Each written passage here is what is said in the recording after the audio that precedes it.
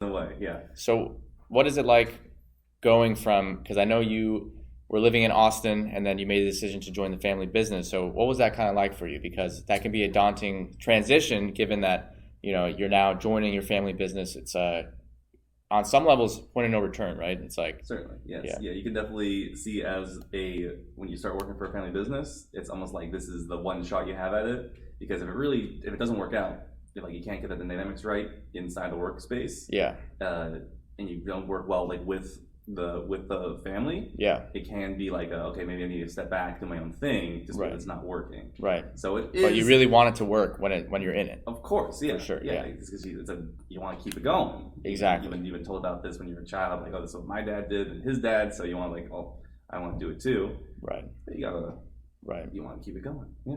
So what was that transition like in the beginning? It was a lot of just because you don't really.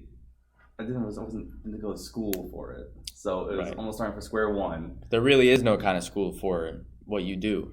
There is, yes, but it's not like you're not going to get like a master's degree in property management. Right. But it's just like you have to kind of take your prior knowledge and make it fit in situations. Mm-hmm. No one's going to tell you, oh, hey, by the way, your economics class that you took in junior year, what you're learning right now is directly related to that. No one's going to tell you that. You have to make those connections yourself. Right. Yeah. So like something you learn in class is a specific scenario in class, and you have to kind of pull what you can from that specific scenario, apply it to the different specific scenario that you're encountering on a daily basis. Yeah, applying your knowledge. Applying knowledge. Yeah. But it's not like, okay, here's your accounting class, and then here's your job in accounting. We have a friend in accounting. It's not a bag on accounting. I'm sure there's a lot of creativity involved in that job as well. But this seems to be more kind of street smarts than book smarts. Yeah. Especially if you want to get into the actual like nuances of property management. Yeah. It has a lot of different angles and aspects of it that a lot of people don't realize on the surface of it. Mm-hmm. Because the position that we're doing, we're not only the property managers, but we're the landlords as well. Right. So we're almost like doing two jobs at once. We have to make sure that the tenants are taken care of.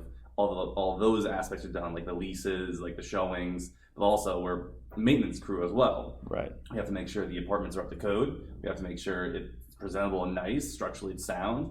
And the biggest thing that no one really tells you is that like you peel back the skin off the sheetrock, you have all the mechanical aspects as well, like the plumbing, the electrical, the boilers, the elevators. Right. Like those alone is a whole career right there. Right. So being able to juggle There's whole all companies these that things. just do that. Yeah, You're saying, and you do not only that, but other things as well. Yeah. So like a lot to juggle. Each aspect of it you can specialize in, and being what we're doing, it's tough to be a specialist in every single one. Like I can't be an electrical and like a plumber and like an HVAC specialist. I have to just know the overall workings to make sure everything's going well, but then rely on the specialist to execute the details properly. Right.